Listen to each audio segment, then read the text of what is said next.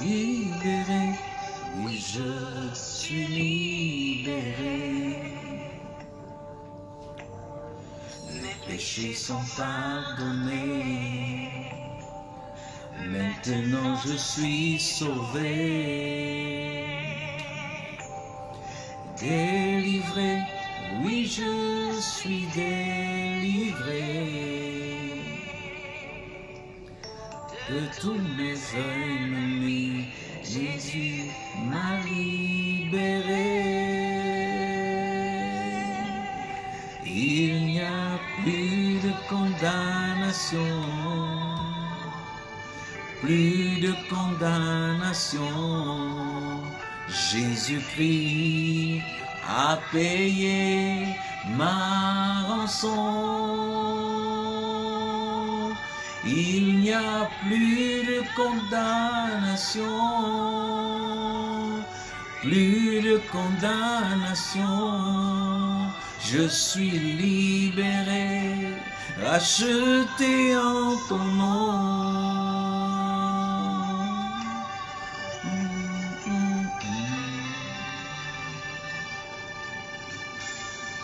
Justifié, oui je suis justifié.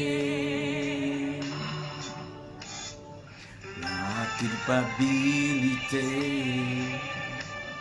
Jésus l'a enlevé. Sanctifié, oui je suis sanctifié. Par le sang de l'agneau, Jésus régénéré. Il n'y a plus de condamnation, plus de condamnation. Jésus-Christ a payé ma rançon. Voilà la merveilleuse nouvelle de l'évangile, Jésus-Christ qui a tout payé. Jésus qui est devenu tout ce que l'homme était afin que l'homme devienne tout ce qu'il est. La divinité qui s'est vidée dans l'humanité afin que l'humanité soit remplie de la divinité. Bonjour, bonsoir, selon le point du monde où vous vous trouvez. Bienvenue à cette nouvelle édition de votre émission à questions ouvertes sur la page Facebook de l'Académie des Vainqueurs. C'est toujours un plaisir de vous retrouver sur cette page et surtout avec une question aussi importante que celle que vous avez posée aujourd'hui et à laquelle nous allons répondre avec la grâce de Dieu. Nous n'allons pas pouvoir répondre à cette question juste dans cette émission. Nous aurons besoin de plus d'une émission pour répondre à la question, car comme vous le savez, notre but n'est pas simplement de vous donner quelques informations passagères, mais de pouvoir révéler tout le conseil de Dieu concernant les sujets que vous posez. Donc, la question de ce jour, c'est celle de savoir si une femme, selon Dieu, si une femme peut rendre ministère en assemblée, particulièrement est-ce qu'une femme doit prêcher, enseigner la parole de Dieu, est-ce qu'une femme peut être pasteur? Voilà la question qui nous est posée. C'est une question, il faut le dire, même au milieu des théologiens, qui a fait couler beaucoup d'encre et de salive, et donc nous ne prétendons pas que c'est une question banale ou une question facile, parce qu'il y a certes des femmes qui ont fait des choses remarquables dans la Bible depuis le livre de la Genèse, mais il y a des propos tenus par l'apôtre Paul qui sont souvent interprétés justement avec cette compréhension que Dieu ne voudrait pas que la femme enseigne, Dieu ne voudrait pas que la femme rende ministère. Ce que nous voulons faire dans cette émission, ce n'est pas entrer dans une sorte de discussion, de débat, d'arguments, ainsi de suite, mais si vous savez quelle est la vision du ministère Living Stones dans l'Académie des Vainqueurs études composantes, vous saurez que nous sommes focalisés à réintroduire Christ, la personne de Christ seul et son œuvre seulement.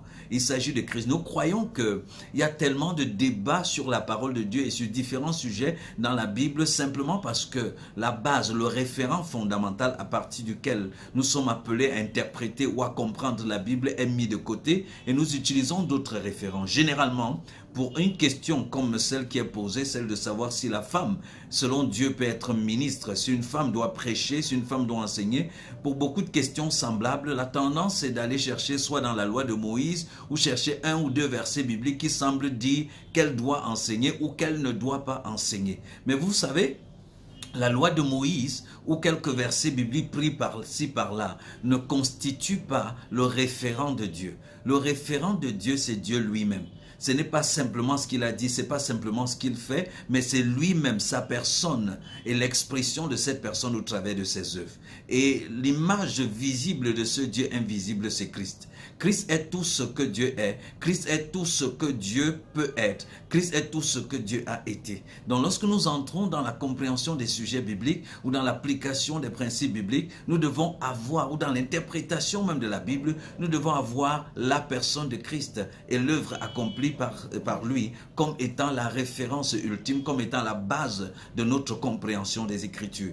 Donc c'est ce que nous allons faire dans notre approche de réponse à cette question. Nous n'allons pas chercher à savoir est-ce qu'il y a un verset biblique qui dit que la femme doit enseigner ou alors est-ce qu'il y a un autre verset biblique qui dit que la femme ne doit pas enseigner. Nous allons découvrir la pensée originale de Dieu concernant l'homme et la femme. Et nous allons partir de là pour voir comment comprendre la femme aujourd'hui dans le mystère de Christ. Comment comprendre la femme aujourd'hui dans la nouvelle création. Quel est le rapport que Dieu, dès le commencement, a établi entre l'homme et la femme?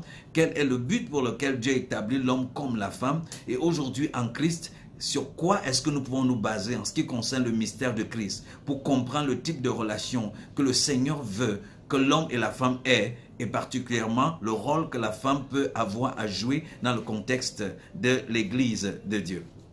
Voilà ce que nous abordons ce soir. Nous laissons encore quelques secondes, le temps pour vous de partager le lien au maximum de personnes. Le maximum de personnes doivent être connectées pendant cette émission. Nous ne voulons pas commencer sans ces personnes. Nous ne voulons pas qu'ils ratent ce qui va être dit. Donc, prenons encore quelques secondes. Partagez le lien sur vos pages Facebook, sur vos messengers, que ce soit WhatsApp, sur Twitter, sur Instagram, partout où il peut y avoir des gens, partagez ce lien. Vous savez, l'Église aujourd'hui, les gens sont en train de chercher le réveil. Les gens prient pour le réveil. Les gens demandent le réveil. Mais nous avons compris que ce dont l'Église a besoin, ce n'est pas d'un réveil, mais d'une réformation. Il faut recanaliser, recentrer l'Église, les personnes qui sont les serviteurs de Dieu, sur le roc séculaire, sur la pierre angulaire, sur la pierre que les bâtisseurs ont rejetée, qui est devenue la pierre angulaire. Voyez-vous, aujourd'hui, plusieurs bâtisseurs d'églises, de communautés chrétiennes continuent de rejeter cette pierre angulaire.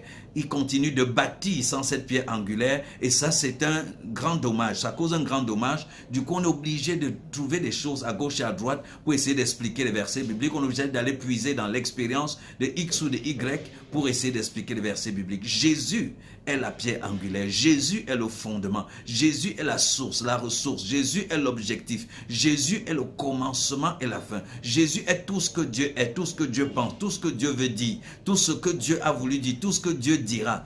C'est Jésus lui-même. En lui habite corporellement toute la plénitude de la divinité. En lui habite corporellement toute la plénitude de la divinité. Donc il n'y a rien en dehors de Jésus. Il n'y a rien à aller chercher en dehors de la personne de Christ et l'œuvre qui exprime cette personne à l'endroit des hommes que nous sommes. Voilà un peu déjà à la base ce que nous verrons planter. Et comme je le disais, le lien, partagez-le au maximum parce que dans quelques secondes, nous allons commencer à décortiquer, à creuser dans la parole de Dieu pour comprendre la pensée originelle de Dieu concernant l'homme, concernant la femme et continuer et développer pour répondre à la question, est-ce qu'une femme peut être ministre de la parole? Est-ce qu'une femme peut être pasteur? Est-ce qu'une femme peut enseigner la parole de Dieu? Merci de rester et d'être toujours connecté à la page, à notre page Facebook. Voilà. Nous continuons à écouter justement une femme. Elle s'appelle Maggie Blanchard dans cette belle chanson Libérée. Est-ce que Jésus a libéré la femme ou elle doit continuer de fonctionner comme c'était le cas dans le judaïsme? Nous allons découvrir tous ensemble cela à la lumière de la parole de Dieu.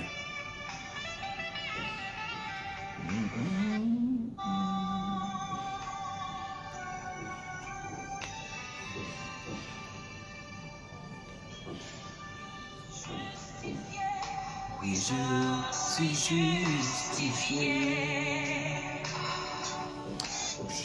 Ma culpabilité, Jésus l'a enlevé. Sanctifié, oui je suis sanctifié. Le sang de l'agneau qui m'a régénéré. Il n'y a plus de condamnation. Plus de condamnation. Jésus-Christ a payé ma rançon. Il n'y a plus de condamnation, plus de condamnation. Je suis libéré, racheté en son nom.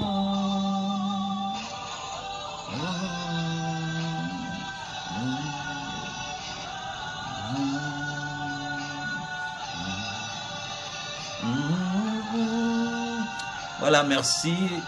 Merci pour tous ceux qui se connectent du côté de la France, l'Allemagne, le Canada, le Cameroun, Yaoundé, Douala. Oui, Bafoussam aussi. Merci, merci à chacun d'entre vous. Bienvenue, bienvenue à ce moment particulier.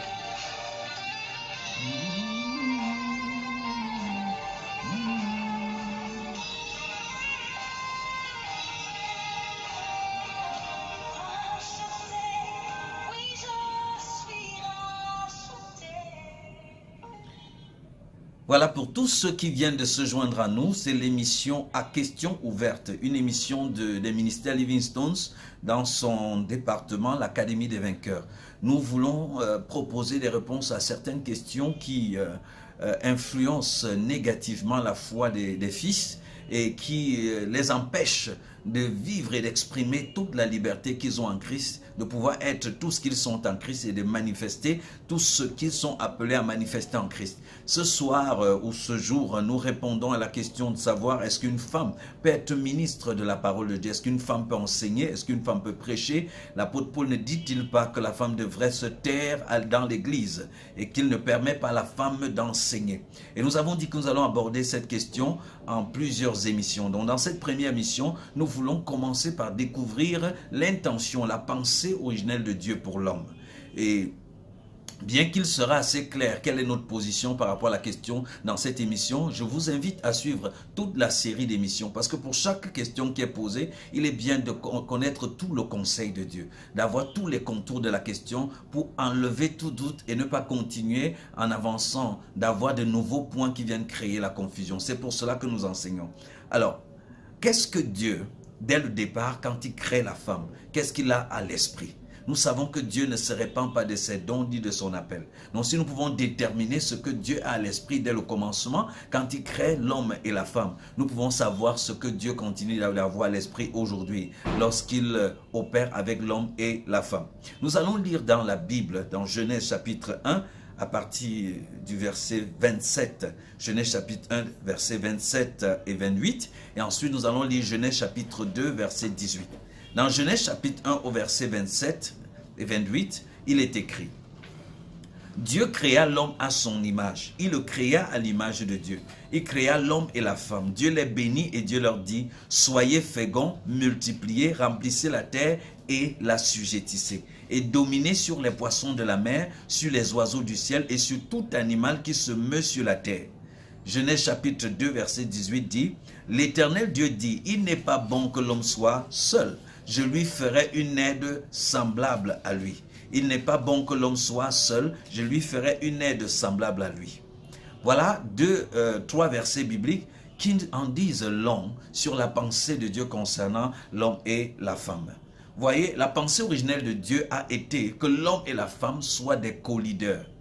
Le verset 27 nous dit: faisons l'homme à notre image, selon notre ressemblance. Pardon. Dieu créa l'homme à son image, il le créa à l'image de Dieu, il les créa l'homme et la femme. Dieu les bénit et Dieu leur dit, Dieu n'a pas dit à l'homme seul, Dieu a dit à l'homme et à la femme qu'il avait créé: soyez féconds. Qui doit être fécond? L'homme doit être fécond, la femme doit être fécond. Multipliez. Qui doit multiplier? L'homme doit multiplier, la femme doit multiplier. Remplissez la terre. Qui doit remplir la terre? Les deux ensemble doivent remplir la terre. L'assujettissez. Qui doit le faire? L'homme et la femme doivent assujettir la terre et dominer sur les poissons de la mer. Qui doit dominer? L'homme et la femme doivent dominer. sur les oiseaux du ciel et sur tout animal qui se met sur la surface de la terre. Vous voyez, Dieu ne dit pas que la Bible ne dit pas que Dieu a fait l'homme et la femme et il a dit à l'homme de dominer. Il a dit à l'homme d'avoir autorité sur tout ce qui existe. Le mot dominer ici, c'est un mot en hébreu qui veut dire gouverner, régner, diriger, prendre soin, préserver. Donc, qui doit diriger? L'homme et la femme. En d'autres termes, l'homme comme la femme ont été créés pour diriger, pour dominer, pour assujettir la terre, pour amener à la manifestation sur la terre le genre de règne et de gouvernement qui existe dans les cieux. C'est ça la pensée de Dieu. Dieu a eu à la pensée dès le départ, donc que l'homme et la femme soient co-leaders pour dominer, c'est-à-dire gouverner la terre ensemble. On comprend qu'une égalité de position, d'autorité devant Dieu était la pensée de Dieu dès le départ. Et ceci est confirmé aussi dans le Nouveau Testament. Dieu pense dès le départ à une égalité en autorité, en position, en situation entre l'homme et la femme. Avant la chute de l'homme, il y a une hiérarchie entre l'homme et la femme. Il y a une hiérarchie, mais il n'y a pas la domination de l'homme sur la femme. La domination vient après la chute. Après la chute, nous lisons, la Bible dit à la femme que tes désirs se porteront vers ton époux. En d'autres termes, tu vas désormais devenir dépendant de lui. Tes désirs vont se porter vers lui et il va dominer sur toi. Mais ce n'était pas le cas avant la chute. Donc le fait que l'homme domine sur la femme, le fait que l'homme considère la femme comme inférieure, le fait que l'homme estime qu'il peut faire certaines choses que la femme ne doit pas faire, c'est une conséquence de la chute. Mais avant la chute, l'homme et la femme sont collaborateurs, l'homme et la femme sont liés. Ce que l'homme doit faire, la femme est appelée à faire. Mais quand la chute arrive, parce que la chute est passée par la femme, il y a donc une hiérarchie de domination qui est établie. Dieu dit maintenant que la femme, tes désirs vont se porter vers ton mari. Et puis ton mari va dominer sur toi. Ce qui veut dire que si la rédemption se produit, si on est racheté du péché et de ses conséquences, et que nous sommes restaurés, il ne devrait donc plus avoir cette domination, il ne devrait donc plus avoir la question des désirs de la femme qui se porte vers son mari et du mari qui domine sur la femme. Voyons un peu ce qui est dit dans le Nouveau Testament. Dans 1 Corinthiens chapitre 11, à partir du verset 3, voici ce qu'écrit l'apôtre Paul. Il dit, je veux cependant que vous sachiez que Christ est le chef de l'homme, que l'homme est le chef de la femme et que Dieu est le chef de Christ. Christ est le chef de l'homme. L'homme est le chef de la femme et la femme, Dieu est le chef de Christ. Christ est le chef de l'homme et l'homme est le chef de la femme.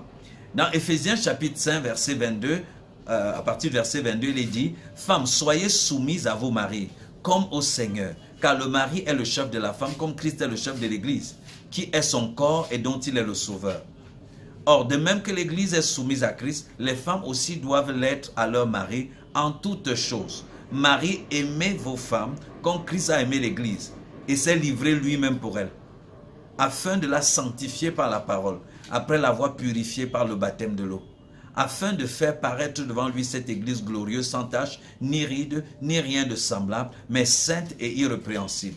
C'est ainsi que les maris doivent aimer leurs femmes comme leur propre corps. Celui qui aime sa femme s'aime lui-même, car jamais personne n'a haï sa propre chair, mais il la nourrit et en prend soin, comme Christ le fait pour l'Église, parce que nous sommes membres de son corps. C'est pourquoi l'homme quittera son père et sa mère et s'attachera à sa femme, et les deux deviendront une seule chair. Donc nous disons que avant la chute, il y a certes une hiérarchie. L'homme est créé avant la femme, mais il n'y a pas la domination de l'homme sur la femme. L'homme étant chef de la femme, le mot chef c'est le mot grec alphée qui veut dire la tête, le responsable. Donc l'homme est le chef de la femme de la même façon que Christ est le chef de l'Église. Et Christ est le responsable de l'Église. Et Christ en tant que le chef de l'Église s'est sacrifié pour cette Église, s'est donné pour cette Église. Donc c'est très important pour nous de comprendre toute la pensée de Dieu ici. Alors pour ces versets que nous venons de lire, il y a des vérités très importantes que nous devons ressortir. Nous sommes en train d'essayer de comprendre la pensée initiale de l'homme, de Dieu pour l'homme et pour la femme. Donc il y a dans ces versets établissent qu'il y a un modèle. Il y a un modèle relationnel, il y a un modèle de relation, de fonctionnement qui doit régir l'homme et la femme. Et ce modèle est calqué du modèle de fonctionnement de la relation entre le Père et le Fils. Dieu est le chef de Christ. c'est comme ça aussi, de la même façon que l'homme est le chef de sa femme. Donc c'est le même type de chefferie. En d'autres termes, si nous voulons comprendre quel est le rapport qui doit exister entre l'homme et la femme, nous devons aller comprendre le rapport qui existe entre Dieu et Jésus. Si nous voulons comprendre le rapport qui existe entre l'homme et la femme, nous devons comprendre le rapport qui existe entre le Père et le Fils. Si nous pouvons comprendre ce qui existe entre le Père et le Fils, alors nous allons comprendre la pensée de Dieu en ce qui concerne le fonctionnement entre l'homme et la femme. J'espère que quelqu'un est en train de me comprendre ce jour.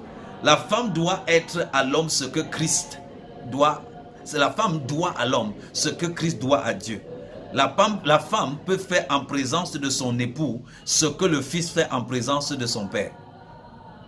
Christ est soumis au Père par une soumission volontaire basée sur l'accord, l'adhésion et le dévouement du Fils à la volonté du Père. C'est de cette façon que Christ est soumis. Le Père ne force pas Christ. Jésus dit que je donne ma vie, personne ne me l'enlève. Je choisis de la donner parce que j'ai la capacité de la donner et la capacité de la reprendre. Donc c'est un choix qui est fait. Il choisit de donner sa vie pour glorifier, pour honorer le Père. Donc comme je disais, il y a un modèle de relation ou fonctionnement. Il y a un modèle de relation qui existe entre l'homme et la femme qui doit se calquer sur la relation entre le Père et le Fils. La relation entre la femme et l'homme est régie par le même type de fonctionnement que la relation en Christ et Dieu, entre Christ et Dieu son chef. La femme doit à l'homme ce que Christ doit à Dieu. La femme peut faire en présence de l'homme ce que le Fils fait en présence du Père. Christ est soumis au Père par une soumission volontaire, basée sur l'accord, l'adhésion et le dévouement du Fils à la volonté du Père. Christ pouvait donc enseigner, prêcher, faire des miracles, pourvu que cela soit en accord et en adhésion à la volonté du Père. Et si la relation entre Christ et le Père, c'est le même genre de relation qui doit exister entre la femme et l'homme, nous comprenons donc que ce que la femme peut faire, elle peut tout faire en présence de l'homme, pourvu que cela soit en accord avec la volonté de l'homme, en soumission à la volonté, à la pensée de l'homme, pourvu qu'il y ait accord entre les deux. Le Père et le Fils fonctionnent selon le principe de l'accord, chacun jouant un rôle ou un autre, reflétant, honorant, s'honorant mutuellement. Voilà le principe qui existe entre le Père et le Fils. Donc ce principe, nous l'avons lu, doit être calqué, reproduit dans la relation entre l'homme et la femme. Et voici plus précisément comment Jésus lui-même décrit cela. Dans Jean chapitre 5 verset 19, Jésus dit, il est écrit, Jésus reprit donc la parole et leur dit, en vérité, je vous le dis, le Fils ne peut rien faire de lui-même. Il ne fait que ce qu'il voit faire au Père. Et tout ce que le Père fait, le Fils aussi le fait pareillement. On pourrait dire, une femme pourrait dire, je ne peux rien faire de moi-même. Je ne fais que ce que je vois mon mari faire. Si je vois mon mari prêcher, je prêche. Si je vois mon mari enseigner, j'enseigne. Si je vois mon mari prier, je prie. Si je vois mon mari annoncer l'évangile dans la rue, j'annonce l'évangile dans la rue. Je ne fais que ce que je vois mon mari faire. Je ne fais rien par moi-même. Je ne fais que ce que je vois mon mari faire. Donc la femme a une pleine participation à ce que l'homme est et à ce que l'homme fait. Dans Jean chapitre 5 au verset 19, que nous venons de lire, au verset 20, Jésus continue en disant, « Car le Père aime le Fils et lui montre tout ce qu'il fait. Et il lui montrera des œuvres plus grandes que celle-ci, afin que vous soyez dans l'étonnement. » Donc le Père aime le Fils, et du coup le Père montre au Fils ce qu'il fait. L'homme aime sa femme. Hommes, aimez vos femmes comme Christ a aimé l'Église, a donné sa vie pour elle. L'homme qui aime sa femme montre à sa femme ce qu'il fait. Montre à sa femme comment prêcher s'il prêche. Montre à sa femme comment enseigner s'il enseigne. Montre à sa femme comment gérer les affaires s'il gère les affaires. Il ne cache rien à sa femme. Il met à la disposition de sa femme son aptitude, ses compétences, ce qu'il sait faire afin de bâtir sa femme, afin de cultiver sa femme, afin de rendre sa femme, de capaciter sa femme. Vous savez, je me suis toujours dit que, en lisant le livre de Genèse, que le problème de Ève qui a mangé le fruit défendu, c'était une question d'un homme qui n'a pas su bâtir sa femme. Parce que quand Dieu dit à l'homme, tu ne mangeras pas, tu pourras manger du fruit de tous les arbres du jardin, mais du fruit de l'arbre de la connaissance du bien et du mal, tu ne mangeras pas. Ève n'est pas encore sortie d'Adam. Adam est seul. C'est à lui que cela est adressé. Donc si plus tard, Ève est supposée savoir ce que Dieu a dit, c'est à Adam d'enseigner cela à Ève. Et je ne sais pas s'il a pris le temps d'enseigner. Parce que quand on entend Ève répondre au serpent, le serpent lui dit, Dieu a-t-il réellement dit de ne pas manger du fruit de cet arbre? Ève dit, oui, il a dit de ne même pas toucher. Qui a ajouté ne pas toucher dessus?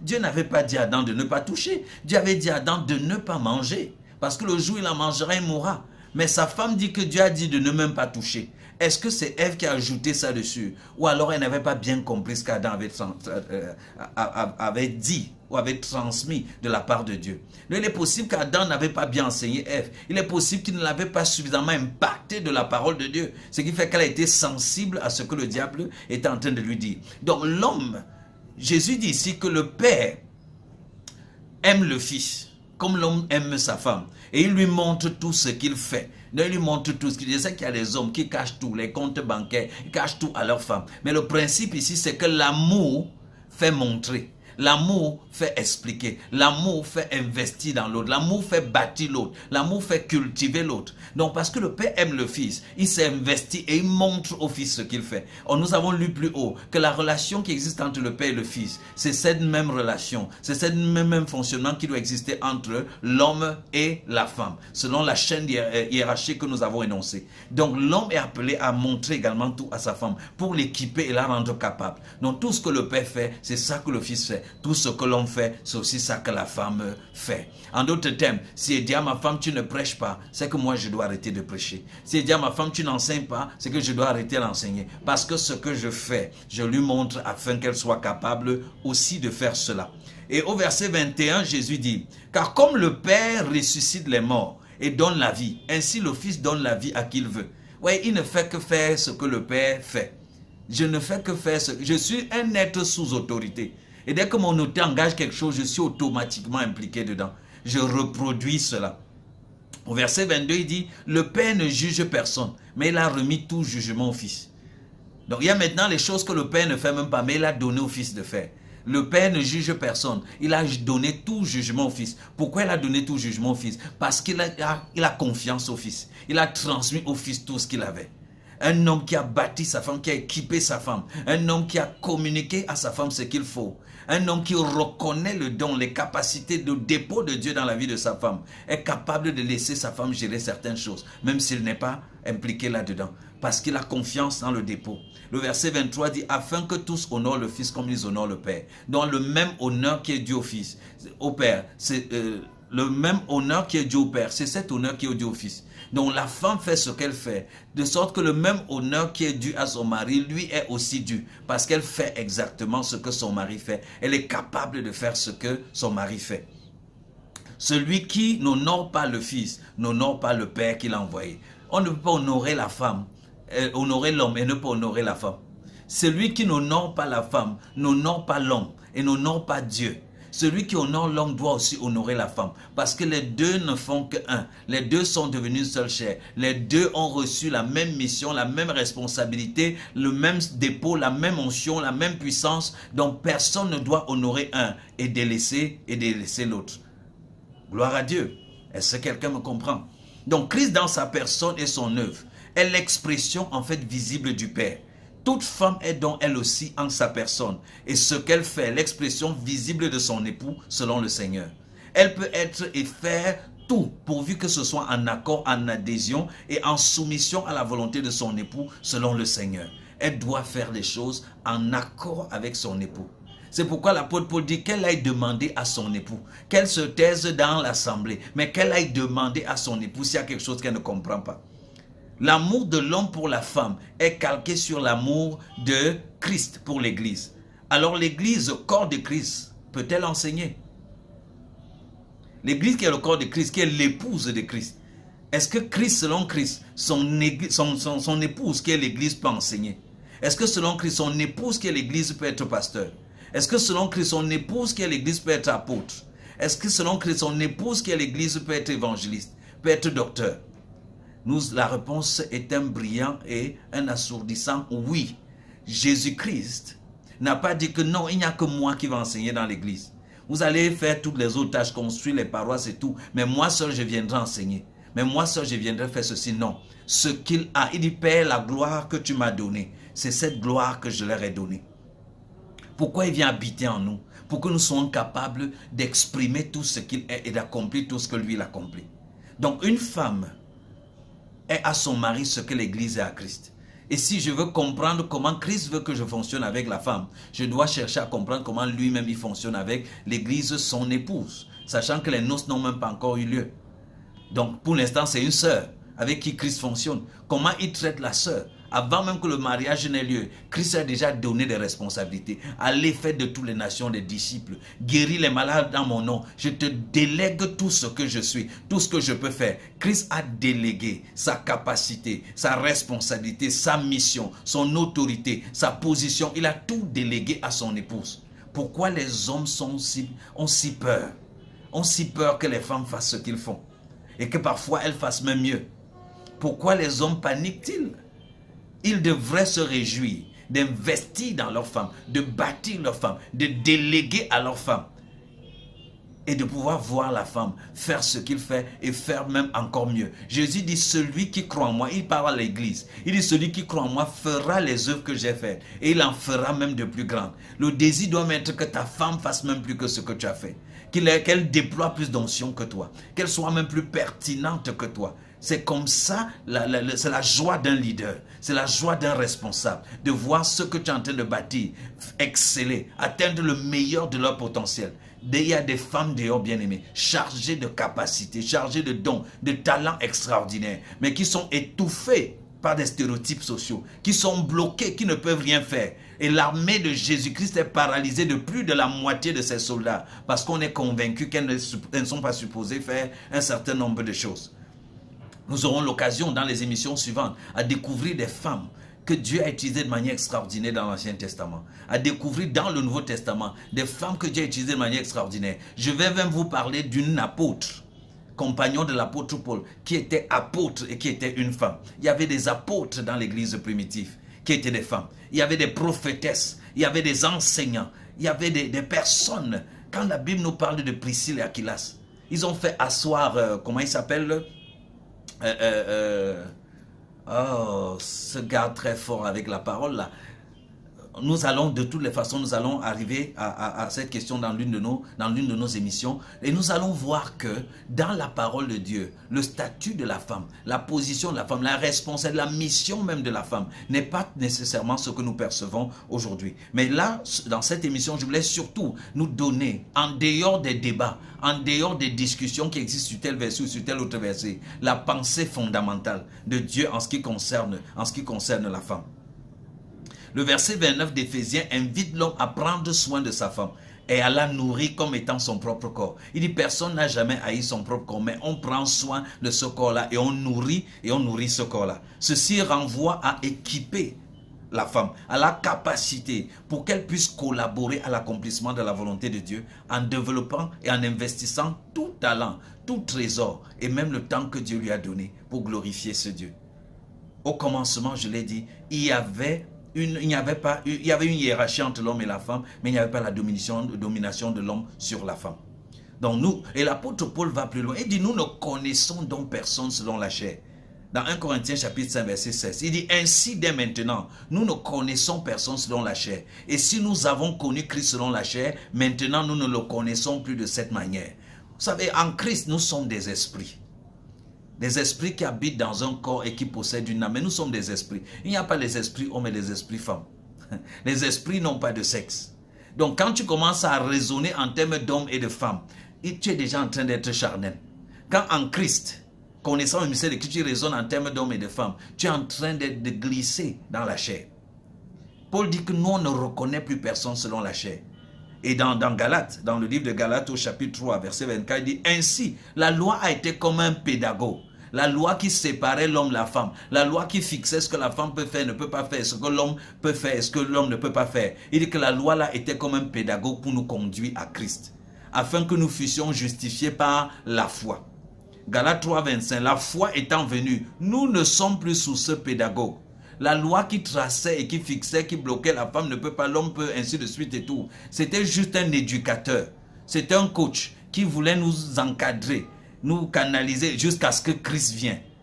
C'était l'ombre de la chose jusqu'à ce que nous arrivions à la réalité.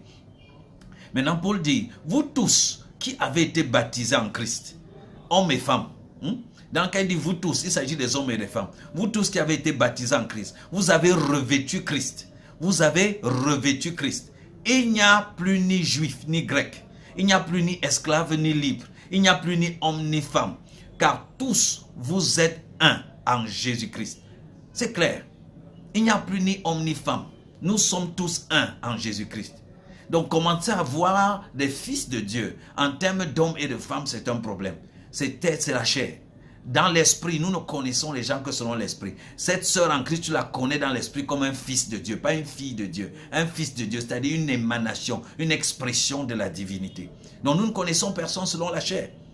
Et si vous êtes à Christ, vous êtes donc la postérité d'Abraham, héritier selon la promesse. Il ne dit pas si vous êtes homme et vous êtes à Christ, non. Si vous êtes à Christ, vous êtes héritier d'Abraham. Vous êtes héritier de la promesse, vous êtes la postérité d'Abraham. Donc ces versets nous permettent aussi clairement d'établir que la pensée de Dieu en Christ, avant Christ, on peut débattre sur tellement de choses, mais en Christ, il n'y a plus ni homme ni femme. En Christ, il n'y a plus de juifs ni de grecs. En Christ, il n'y a plus de païens ni de non-païens. En Christ, il n'y a plus d'esclaves, il n'y a pas de libres. Nous sommes tous un. Nous sommes devenus un même corps, une même chair, un même esprit avec le Christ. Ce que Christ fait, c'est ce qu'il veut que nous fassions, hommes comme femmes. Ce qu'il est, c'est ce que nous sommes devenus, hommes comme femmes. Si Christ est la tête de l'église dont nous formons le corps, et que la femme, chacun de nous est un membre de son corps, ça veut dire que la personne que tu appelles femme est peut-être le doigt, l'autre est l'orteil, l'autre est ceci, et ainsi de suite. Les hommes ne sont pas le cerveau, et puis les femmes sont maintenant les ongles, non. Nous sommes tous membres du corps. Chacun a reçu de Dieu un don particulier. Et il y a donc des hommes et des femmes qui ont reçu de Christ. La Bible dit que quoi? Christ est monté aussi, il a fait des dons. Il a fait des dons aux hommes. Il a fait des dons à l'humanité. Et il a fait des autres comme apôtres, d'autres comme prophètes, d'autres comme docteurs, d'autres comme évangélistes, d'autres comme pasteurs, et ainsi de suite. Cela concerne tout le monde. Et comme nous l'avons dit dans les émissions qui viennent, nous allons vous montrer des femmes pasteurs, des femmes apôtres, des femmes prophètes, des femmes docteurs, des femmes évangélistes dans la parole de Dieu. Et quand nous allons finir de montrer tout cela, nous allons donc prendre ces passages considérés comme passages compliqués et appliquer les règles de l'interprétation et pouvoir vous éclairer sur ce que ces passages veulent réellement dire, sur quelle est la pensée que l'apôtre Paul voulait exprimer au travers de ces différents passages. Pour aujourd'hui, nous allons nous arrêter à ce niveau. Merci pour vos réactions, vos commentaires, vos questions. Laissez-les sur la page. Envoyez-nous davantage de questions. Cette émission, c'est pour vous éclairer, étant nous-mêmes éclairés par l'Esprit de Dieu. Merci de prier également pour nous, pour que cette émission porte du fruit dans le cœur de ceux qui l'écoutent. Merci d'avoir été nombreux à être connectés. Vous êtes bénis en Christ. Demeurez focalisés sur la personne de Christ seul et son œuvre seulement. Refusez de comprendre la Bible, d'interpréter la parole de Dieu en dehors de Christ. Refusez de laisser le commandement nouveau, qui est l'amour en Christ, pour retourner à la loi de Moïse et essayer par vos efforts d'être agréable à Dieu. Et pour toutes les femmes qui nous suivent, pour toutes celles qui vont nous suivre, parce que vous allez partager la vidéo au maximum, nous prions que tout le dépôt que Dieu a mis en vous, femmes, le don, les talents, les capacités, que cela explose dans votre génération et que vous puissiez créer le plus grand impact pour le Seigneur selon les différents domaines dans lesquels il vous aura capacité. Vous êtes bénis au nom de Jésus.